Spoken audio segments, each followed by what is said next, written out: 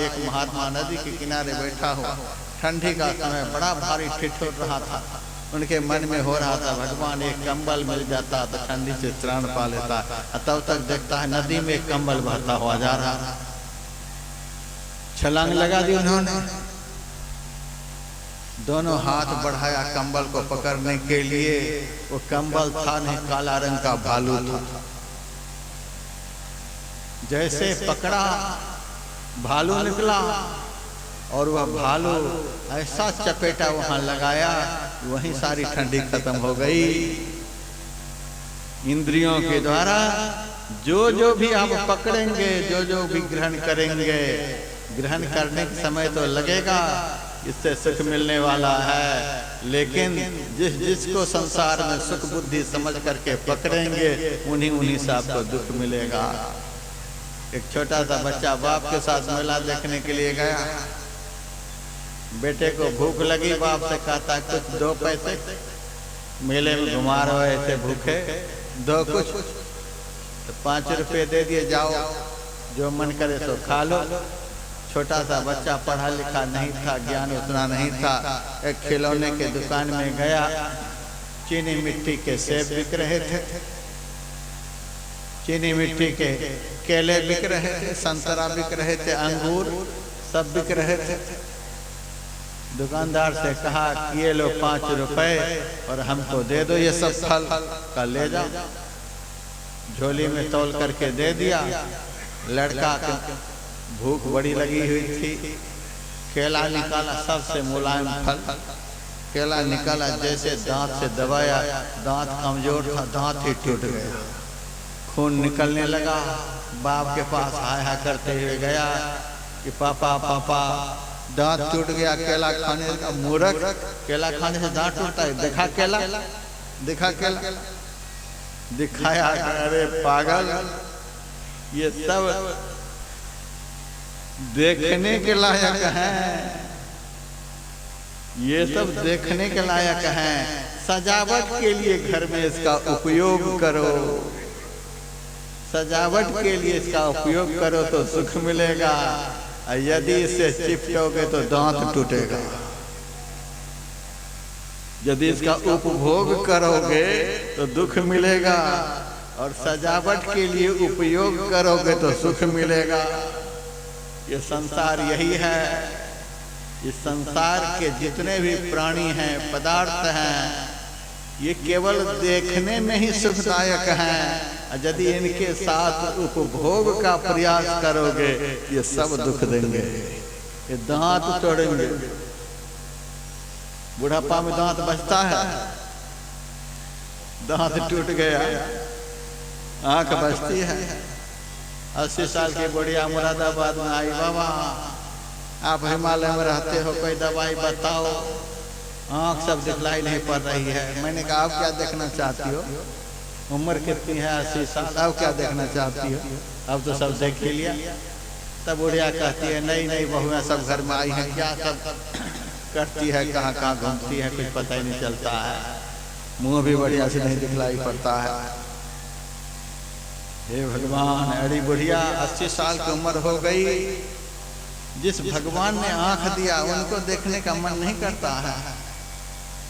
जिस संत को देखने से भगवान को देखने की प्यास बढ़ जाती है, उस संत को देखने की इच्छा नहीं होती है। वही नाती पोते बहू ये सब देखो, अब तो बहुत कुछ देख लिया, अब क्या देखने की जरूरत है?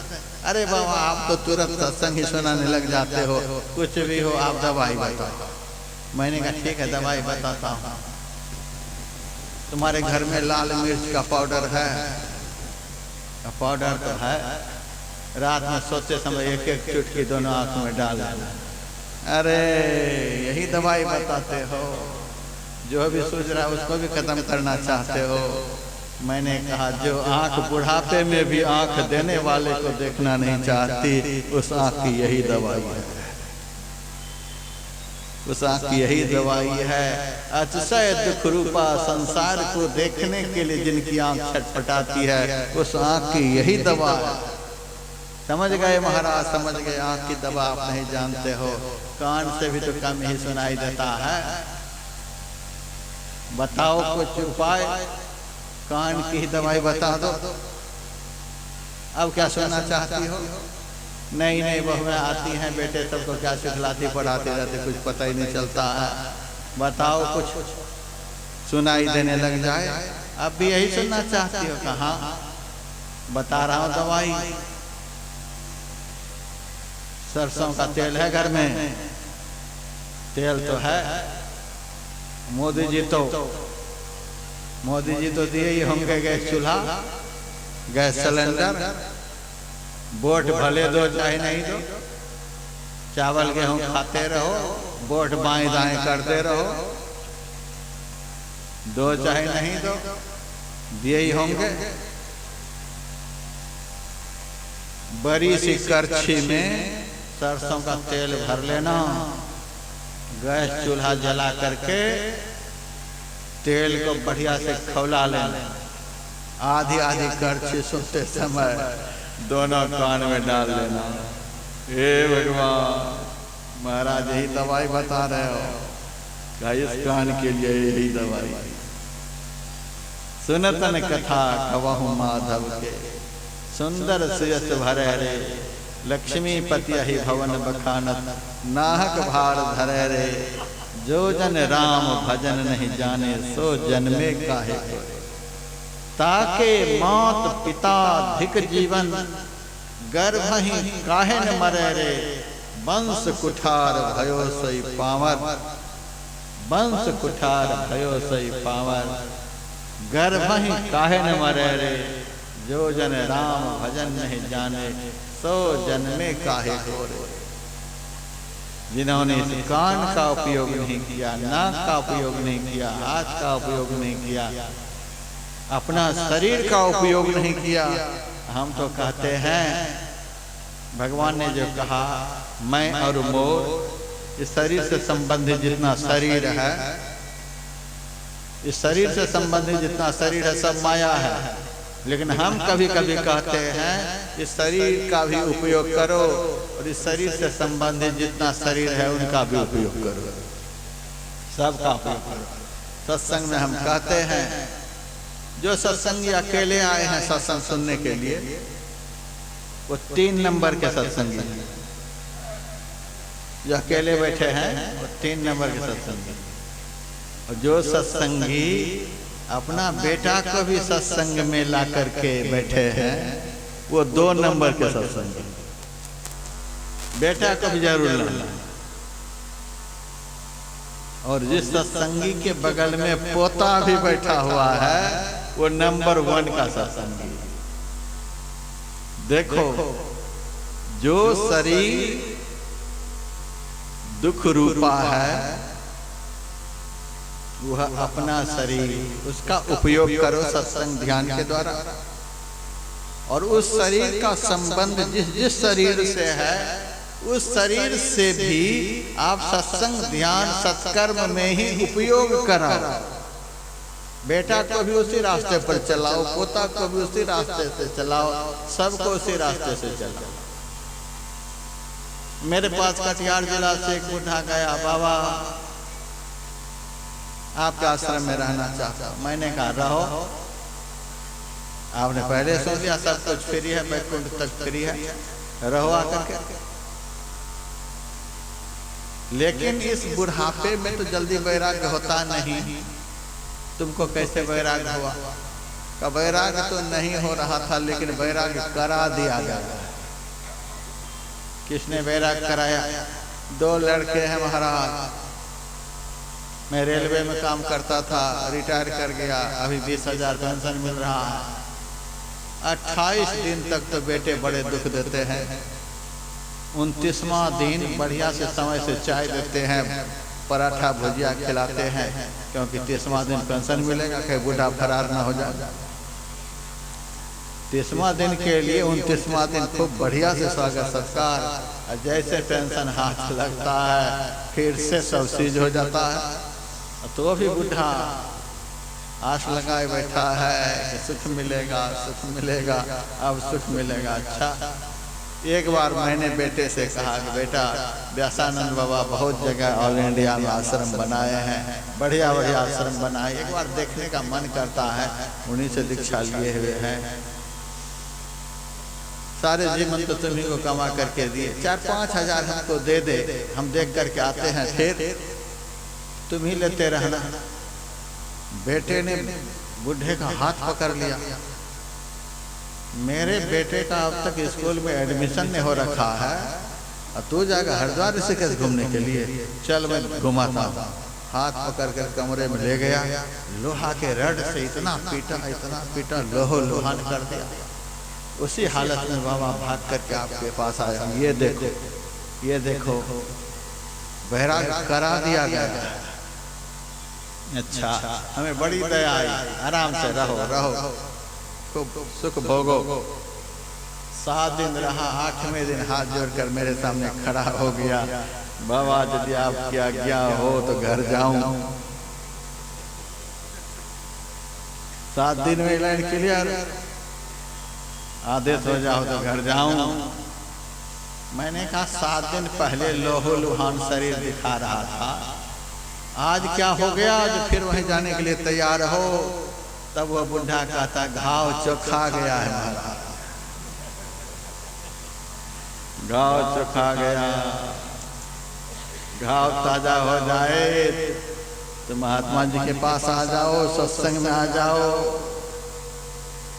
और घाव चोखा जाए एक दुष्ट से दुख रूपा इस माया में चिपट जाओ। मैं और मोर तोड़ते माया, इनसे चिपट जाओ।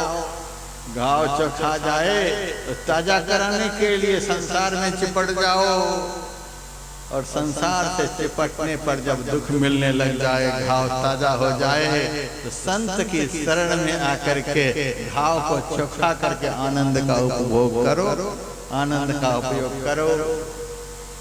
तो भगवान श्री राम ने कहा, यह शरीर दुख रूप है, शरीर से संबंधित व्यक्ति और वस्तु दुख रूप है, लेकिन यदि संत से सद्युक्ति जान करके शरीर और शरीर से संबंधित व्यक्ति और वस्तु का सही दिशा में उपयोग कर लोगे, इसी से सुख प्राप्त होगा। जिस माया से सुख प्राप्त हो उसको विद्या माया कहते हैं। दोनों माया की चर्चा राम किए थे। यदि इस शरीर और शरीर से संबंधित व्यक्ति और वस्तु का संत के ज्ञान के अनुरूप उपयोग हो गया, वह विद्या माया है। विद्या माया सुख रूप है और अविद्या माया दुख रूप है। आज के प्रवचन में बस माया तक ही रहे तो बढ़िया है। ब्रह्म में मिला देंगे तो माया समझ में नहीं आएगी, मिलाएंगे तो जरूर। जब प्रसंग छड़े हैं, माया ईशन आप कहा जान कहिए सो जीव, बंद मोक्ष पर सर्व पर माया प्रेरक शिव, वहां तक तो हम सुनाएंगे ही। इसीलिए अभी माया को बढ़िया से समझ करके आप लोग जाइए। माया किसे कहते हैं, किस माया से दुख मिलता है, और माया का किस तरह से उपयोग होने से उसी माया से सुख मिलता है। ये दोनों ज्ञान अपने साथ में रखिएगा। एक प्रश्न यह भी है, ज्ञान किसे कहते हैं। अब पता चल जाए कि यह दुख रूपा है, तो साथ में एक प्रश्न वैराग्य भी है। इनसे चिपटना नहीं तो रड पड़ेगा, लोह लुहान हो जाएगा। वैराग्य भी साथ में रखना, ज्ञान भी साथ में रखना, और इस दुख रूपा माया को उपयोग करके सुख रूपा बना करके जीवन का आनंद लेना। अभी के सत्संग में इतना ही सुनाया। एक भजन आप लोगों को सुनना है। गांधी जी बैठे हैं क्या? अच्छा, आज गांधी जी गायक आए हैं, बड़ा प्रेमी हमारा है। हमारा जो पुराना बच्चा गायक है वो कल गा देगा। आज गांधी जी एक भजन गा देंगे। 2 आध्यात्मिक आरती होगी। आरती के बाद आप पुस्तक के विषय में जानते ही हैं। मैं अस्थायी रूप से संत मत का प्रचार करने के लिए आया हूँ। यह प्रवचन जो है वह अस्थाई संत मत का प्रचार है। गुरु महाराज का ज्ञान यदि आपके घर में धरोहर के रूप में रहेगा तब संत मत का अस्थाई प्रचार होगा। 471 प्रवचन का एक सेट, महर्षि में ही उपदेशामृत, महर्षि में ही वचनामृत, महर्षि में अनुभव प्रकाश, ये 3 ग्रंथ में 471 प्रवचन हमारे गुरुदेव का है। स्वामी विवेकानंद से किसी ने पूछा था फ्रांस में, महाराज आप इतना पढ़े लिखे हो, आपके गुरुजी कितने पढ़े लिखे हैं? स्वामी विवेकानंद ने कहा हमारे गुरु कितने पढ़े लिखे हैं, धरती में जितने धूल कण हैं उतने विवेकानंद को पैदा करने की ताकत उनमें है। कितने पढ़े लिखे हमारे गुरु हैं। जिस व्यासानंद का भाषण आज हजारों लोग यहाँ सुन रहे हैं, खुश हो रहे हैं, हमारे गुरुदेव में उतना ज्ञान है कि हमारे जैसे जैसे व्यासानंद को अरबों खरबों पैदा कर सकते हैं। इतना ज्ञान जिस गुरुदेव में, उन गुरुदेव के 471 प्रवचन का संग्रह हम चाहते हैं इस क्षेत्र के सब सत्संगी के घर में वह सेट होना चाहिए। संत में ही लीलामृत, गुरुदेव के आदि अंत जीवन चरित्र को मैंने रामायण की तरह लिख दिया, अर्थ समेत लिख दिया। सब सत्संग मंदिर में पाठ होना चाहिए। मेरा कोई चरित्र नहीं उसमें है, गुरु महाराज का चरित्र है और गुरुदेव के सारे प्रमुख शिष्यों का उसमें नाम भी लिखा हुआ है, वह भी है। गुरुदेव के 125 प्रवचन, सुंदर ओरिजिनल चित्र भी है। बाबा देवी साहब के 35 पोस्ट कार्ड भी हैं जो लिखते थे गुरुदेव को खत। सब कुछ है, आप स्टॉल पर जाइएगा और 2-4-5 ग्रंथ का सेट लेकर के जाइएगा। आज मैं जा रहा था तो देखा बहुत माइयाँ प्लास्टिक के थैले में जलेबी ले लेकर के जा रही। हाय हाय, ये माया का प्रसंग चला, जलेबी लेकर के जा रहा है। ज्ञान की पुस्तक लेकर के सत्संग से जाना चाहिए, जलेबी लेकर के, झाल मुरही लेकर के। उसी के लिए मेला तो यहाँ लग ही गया है बढ़िया सा। सत्संग जो भी हो, लेकिन मेला भी बहुत तगड़ा है। लेकिन यहाँ से आप लोगों को ज्ञान लेकर के जाना है, माया लेकर के नहीं जाना है। माया का परिणाम आपने सुन ही लिया है। एक भजन सुनिए, 2 आध्यात्मिक आरती, कल सुबह के सत्संग के बाद दीक्षा का भी कार्यक्रम होगा। संचालक महोदय सब कुछ बाद में बता देंगे। जय गुरु महाराज।